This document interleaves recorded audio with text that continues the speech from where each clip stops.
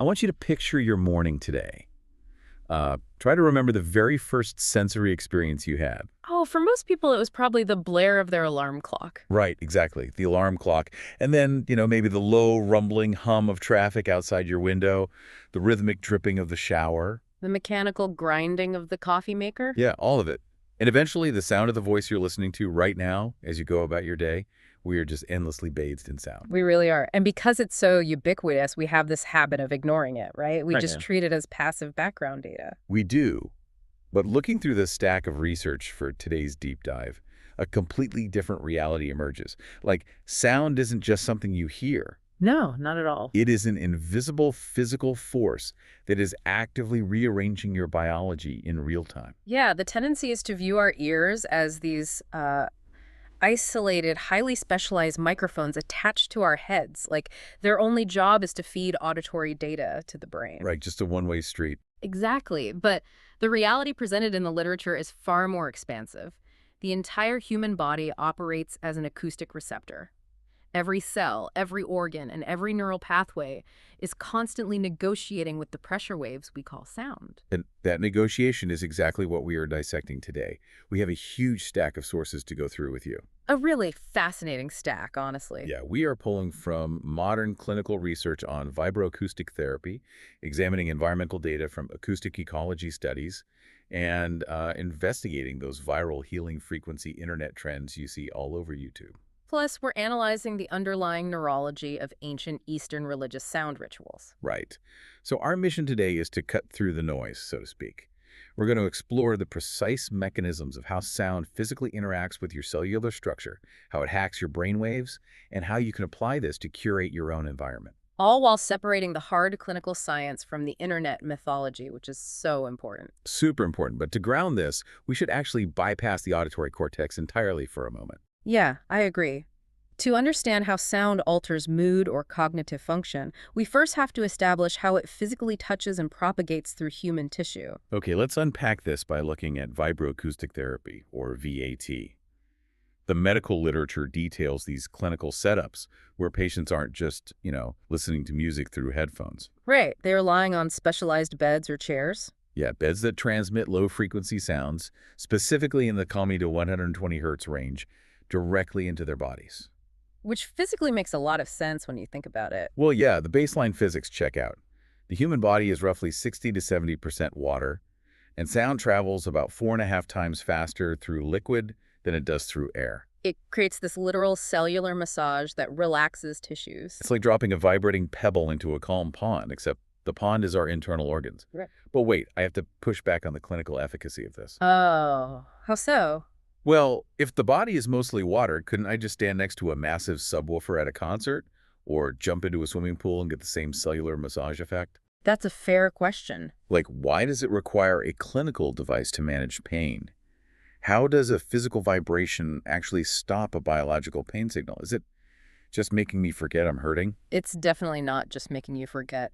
A concert subwoofer lacks the localized, sustained targeting required for therapeutic intervention. And, the frequencies are entirely erratic. Okay, so it's too chaotic. Right. The clinical efficacy of a VAT bed relies on maintaining a continuous, highly specific, low-frequency wave. When that targeted 30 to 120 hertz wave ripples through the water in your skin, muscle, fat, and bone, it's actively intervening in your nervous system's communication. And this brings in Melzack and Walsgate control theory of pain, right? Exactly. Think of your spinal cord as a biological toll booth, or a gate for sensory information traveling to the brain. Pain signals generated by an injury travel along small, unmyelinated nerve fibers. Which are relatively slow-moving pathways. Yes, but the vibration signals from the VAT bed travel along large, myelinated nerve fibers, which are much faster. Oh, I see. So the pain signal is taking the local roads, while the physical sensation of the low-frequency vibration is essentially taking the biological highway. That is the mechanical secret of VAT, yeah. Yeah. Because the vibration signal travels significantly faster along those larger fibers, it hits the spinal gate first. And physically forces the gate closed. Literally forces it closed. The slower-moving pain signal arrives moments later, but the pathway is blocked. The brain never actually receives the message that the tissue is in pain because the localized acoustic vibration beat it to the punch. That is wild. It is a literal neurological blockade, not a psychological distraction. Precisely. Here's where it gets really interesting, though. If low-frequency vibrations can physically block pain transmission at the spine, it begs the question of what happens when we direct specific acoustic frequencies straight into the brain circuitry. Oh, the effects are profound, and the research heavily points to the vagus nerve as the primary conduit here. The longest cranial nerve, right? We know it dictates our parasympathetic response, but the sources indicate that it is highly sensitive to acoustic stimulation. Very sensitive. Exposing a patient to a steady 60 beats per minute rhythm or even a deep resonant humming initiates a massive chemical cascade. It actually lowers cortisol, right? Yeah, the vagus nerve responds to those rhythms by signaling the heart to lower its rate, blood vessels dilate, and it halts the production of cortisol while boosting endorphins and oxytocin. But the acoustic influence doesn't stop at the endocrine system. The literature shows the brain alters its own electrical activity to match the external acoustic environment. Right, through a phenomenon called brainwave entrainment. The classic clinical example of this is the use of binaural beats. The mechanics of binaural beats are so fascinating to me. You play a tone of 400 hertz in the left ear and a tone of 410 hertz in the right ear. And the brain is presented with a discrepancy it cannot physically resolve in the environment. So it basically does the math. It subtracts 400 from 410 and generates a completely new internal phantom frequency of 10 hertz to bridge the gap. And 10 hertz just happens to be the exact frequency of an alpha brainwave, the state associated with deep relaxation. We are literally prompting the brain to generate its own relaxation state. Oh, wow. But it goes beyond relaxation too, doesn't it? Oh, absolutely. The clinical applications of this entrainment are huge. Researchers are utilizing a 40 hertz frequency to treat degenerative neurological diseases. Like Parkinson's. Yes. In Parkinson's patients, targeted 40 hertz acoustic stimulation has been shown to temporarily synchronize the misfiring neural networks in the motor cortex. It significantly reduces physical tremors. That is incredible. And I read they use it in Alzheimer's research too. Exposing patients to this same 40 hertz frequency physically stimulates microglia cells. Right. And microglia are essentially the immune cells of the central nervous system, the brain's janitorial staff. Yeah, in a healthy brain, they actively clear out metabolic waste. But in an Alzheimer's brain, they become dormant. Which allows toxic amyloid plaques to build up. But the 40 hertz acoustic wave acts as a mechanical catalyst. The physical vibration translates into a chemical signal that jolts the microglia out of their dormant state. Prompting them to resume clearing the plaques, we are utilizing sound as a non-invasive neurological scalpel. It's revolutionary. But, looking at all this, the brain automatically synthesizing 10 hertz alpha waves, or microglia snapping to attention at 40 hertz, I find myself a bit skeptical. Skeptical of what, exactly? Of our own cognitive independence. Like if our neurobiology automatically syncs up to external acoustic rhythms, a process called brainwave entrainment, are we basically just biological metronomes constantly being hijacked by our environment? I wouldn't call it hijack, no. Do we actually have any psychological agency when exposed to these sounds? Well, the concept of being manipulated implies a malicious override, right? Which kind of misunderstands the mechanism. The psychological principle here is cognitive distraction or bandwidth allocation. Okay. Yeah. The human brain has immense processing power, but its attention bandwidth is strictly finite.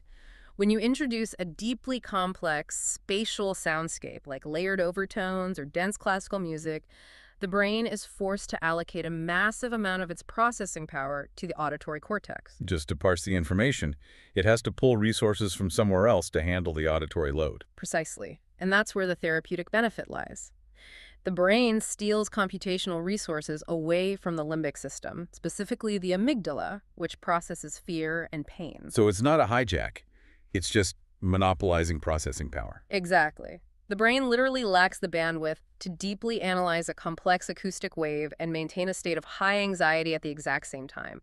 It effectively turns down the volume on anxiety. Okay, that biological reality makes it very easy to see how internet theories take these clinical truths and just spin them out of control. Oh, completely. It gets wild out there. Anyone who has searched for ambient music on YouTube has seen the viral claims. Videos saying 432 hertz is the frequency of the universe, or that 528 hertz will literally repair your DNA. Right. We really need to apply critical thinking to those specific claims. The internet mythology thrives by taking a legitimate biological mechanism and stretching it into biological impossibility. So let's deconstruct the 528 hertz DNA repair myth. This comes from Dr. Joseph Puleo's promotion of the solfeggio scale, right? Yes, it does. But There is zero biological evidence that sound alone can repair broken DNA strands. Repairing a broken double helix is a highly complex biochemical reaction. Yeah, your body requires specific cellular enzymes to synthesize new strands and seal the molecular bonds. A 528 Hz acoustic wave cannot physically splice broken molecular bonds back together without those enzymes. It's scientifically unfounded. And the same goes for the 432 Hz universe myth.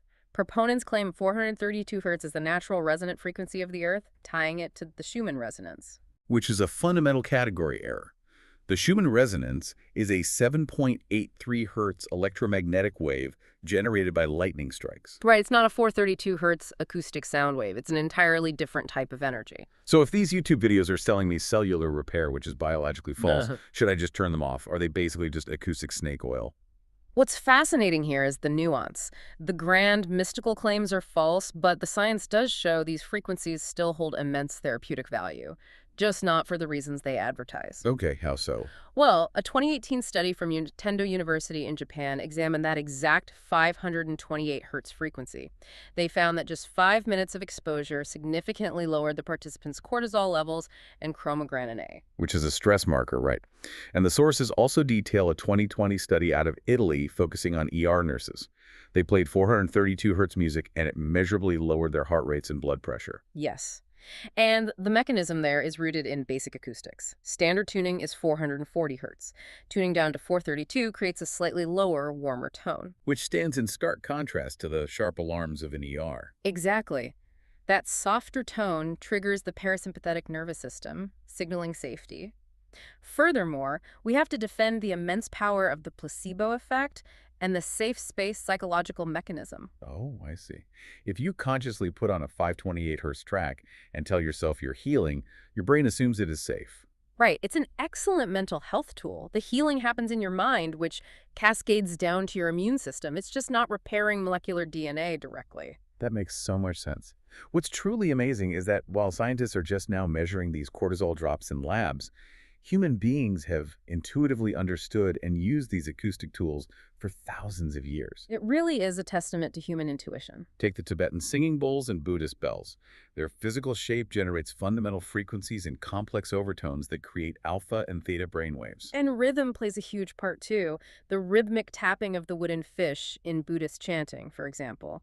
The fish never closes its eyes, symbolizing wakefulness. And it maintains that wakefulness by acting as an acoustic anchor. Right. It targets the default mode network, or DMN, which is associated with wandering, anxious thoughts.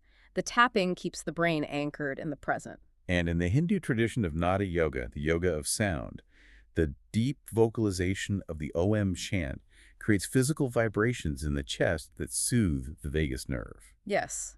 Also in Vietnamese Cho Van, the music doesn't just accompany the ritual, the music is the ritual. It serves directly to soothe worldly pain. So are these ancient practitioners essentially early neuroscientists? Like, they obviously didn't have words like cortisol or amygdala, but did they figure out the exact acoustic recipe to manipulate them?